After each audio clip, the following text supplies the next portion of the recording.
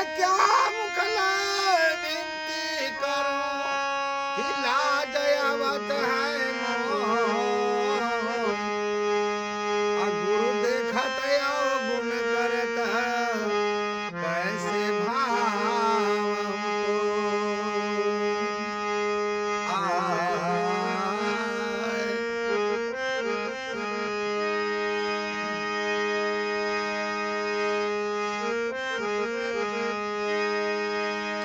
अब गुण किया तो बहुत किया करत न मानिहार। अब हमें बंदा बकसिए हमें गर्दन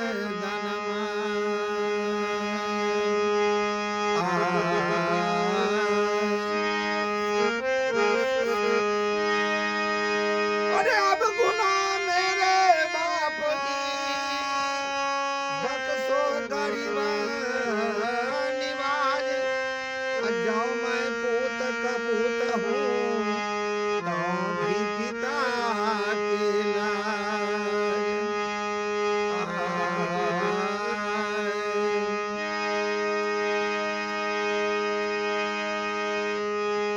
तीरथ गयो एक फला अरे तीरथ गयो एक फला संत मिलाए फल चार। गुरु मिलाए अनेक फल कहीं कबीर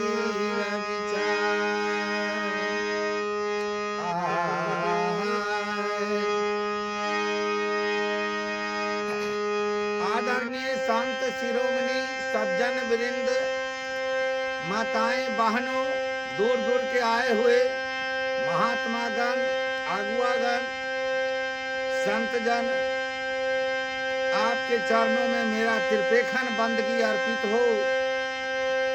और भारत के नौजवान साथियों के लिए जय हिंद जय जवान।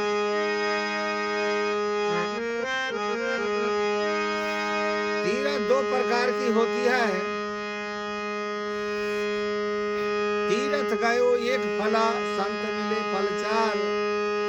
गुरु मिले अनेक फला कहीं कबीर विचार। तीरथ दो प्रकार की होती है। सबसे पहले अस्थावर तीरथ। अस्थावर तीरथ उसे कहते हैं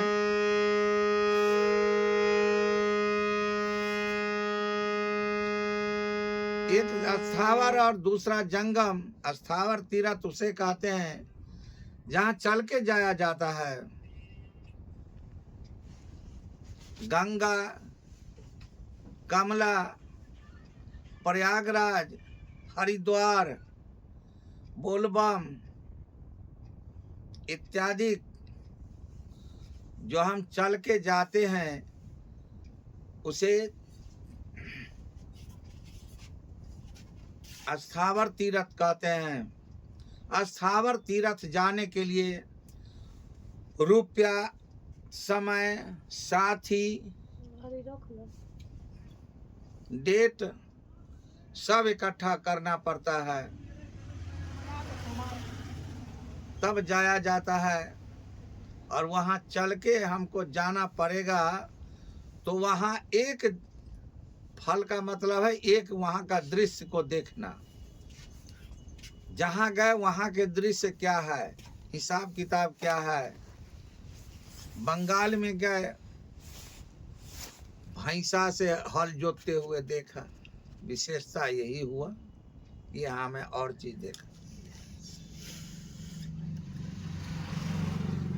हाजीपुर में केला की बागान देखा। बिना मतलब के आपको केला खिलाएंगे, करकुट मैती जाओगे तब भी।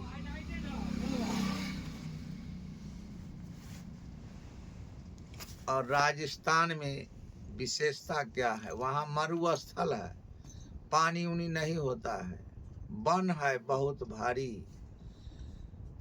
वहाँ हल जोतते हैं ऊंट से, गाड़ी चलती है ऊंट गाड़ी, बालू पर चलने वाला वही सवारी। वहाँ की विशेषता यही है। तो इसीलिए जहाँ के जो विशेषता है उसी को फल कहते हैं। ये फल आखिर सार्थक नहीं है, ये फल निरर्थक। और जंगम तीर्थ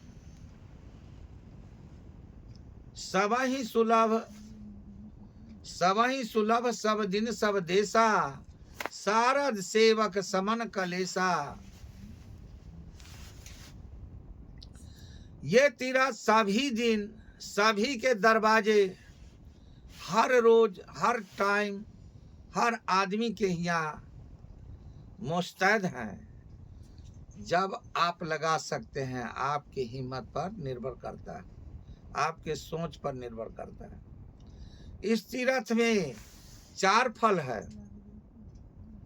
तीर्थ गयो एक फला, संत मिले फल 4, आ गुरु मिले अनेक फला, कहाही कबीर विचार।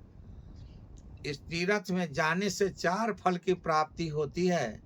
सबसे पहले अर्थ कहते हैं धन दौलत रुपया पैसा।